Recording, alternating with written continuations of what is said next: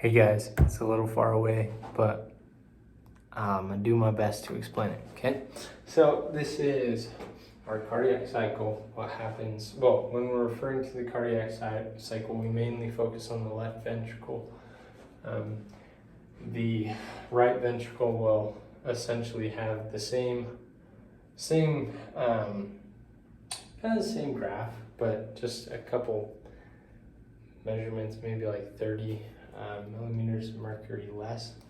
And so first off, we're gonna start with, well, this is a cycle, so this line is the same as this line. If you can see, when this goes up, it goes up here. So this is basically a repeat of everything I'm saying here. So we have our two components, systole and diastole.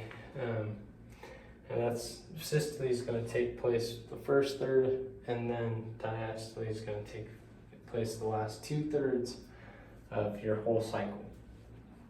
Systole is when you're actually pumping blood out of the ventricle, and the atria as well, I guess. And then diastole is when you're filling the ventricle up. So first off, let's look at kind of our parameters. We have pressure, 120 millimeters of mercury up here, all the way to 0. This red line is your atrial pressure, this green line is ventricular pressure, and this blue line is your aortic pressure. So let's kind of look into that. Let's just talk about aortic pressure. The aorta kind of stays within the range of 80 to 120, and if you'll see, it just goes up. This is when the blood gets pumped into the aorta, and that AV valve closes, and once that AV valve closes, you're going to have a little bump. That's called the dicrotic notch. That's just like the elasticity of the aorta pushes back on the blood, giving it a little bit more pressure and pushing it through the system. And as you can see, pressure gradually drops off as time goes. So let's start with the atria first. To start out, you're going to have a depolarization of the atria. You're going to have this little pressure bump, and after you push blood into the ventricle, that mitral valve closes, right? After it closes, you're going to have a little rise in pressure within the atria, but not a ton. It's kind of a low pressure system, but then you're going to plateau again until after you've ejected blood from the ventricles. That mitral valve will now open because the ventricular pressure has dropped below the atrial pressure. Anytime you have a high pressure and a low pressure, if you have high pressure on one side, let's say you have high pressure on this side and low pressure on this side, you want to go high to low, so this valve in the center here is going to want to open. But if this side now it's a one-way valve, so now this side is high pressure and this one's low, it can't get back into what was previously the high pressure. So that's essentially what this mitral valve is doing, as well as these AV valves. So the AV valves between the aorta and the ventricles, and the mitral valve between the atria and the ventricles. So atria to ventricles to aorta, and the valves are pressure dependent. So yeah, a couple key points. Right about here is when your ventricular pressure exceeds your aortic pressure. And once it exceeds that, as discussed before, well, we have high pressure in the ventricles and lower pressure in the aorta, so it's going to pump that blood back into the aorta. And then right here is when it drops below the aortic pressure.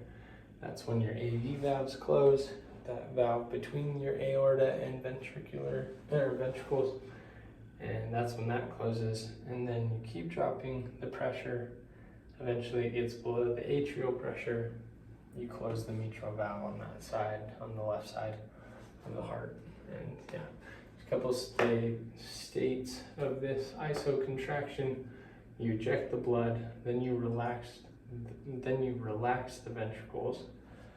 Once you've relaxed the ventricles, you have low pressure, allowing rapid inflow from the atria.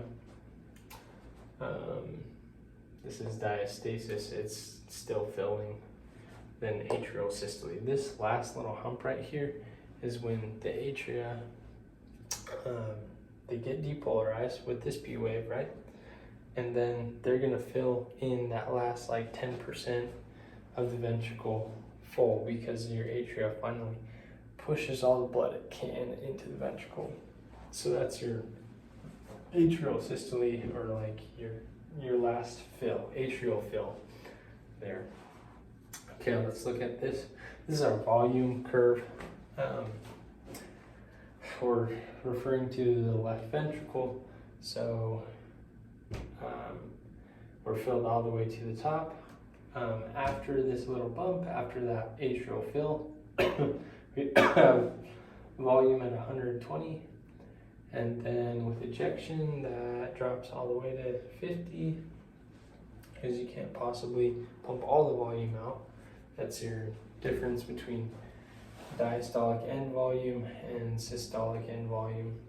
And those are, systolic end volume, diastolic end volume. The difference between those is going to be your stroke volume. So as you look at diastole, you're going to have a ton of, here's where the pressure doesn't change, or the pressure just drops, but you're not pumping any volume in. But as soon as pressure changes, you're going to have this fill. See that bump in volume when the atria contract, and then the cycle starts over. So 50 to 120 is kind of the range for that ventricular fill. Here's our EKG, previously discussed in that last video. P wave, T wave, QRS complex. If you see it corresponds with your atrial contraction. P wave depolarizes the atria a little bit later, it contracts. QRS wave or complex goes. This is when our pressure in our ventricles increases right after that depolarization. And then T waves when we repolarize and we lose pressure because we're not contracting anymore, and it repeats over here. Finally, you have 3 heart sounds. Heart sound number 1 is going to be when this mitral valve closes. That's between your atria and your ventricles. When it closes, that's just vibration. And then your second heart sound is when that mitral valve opens and you have it's when your AV closes. So it's any time a valve closes is when you're gonna have your heart sound.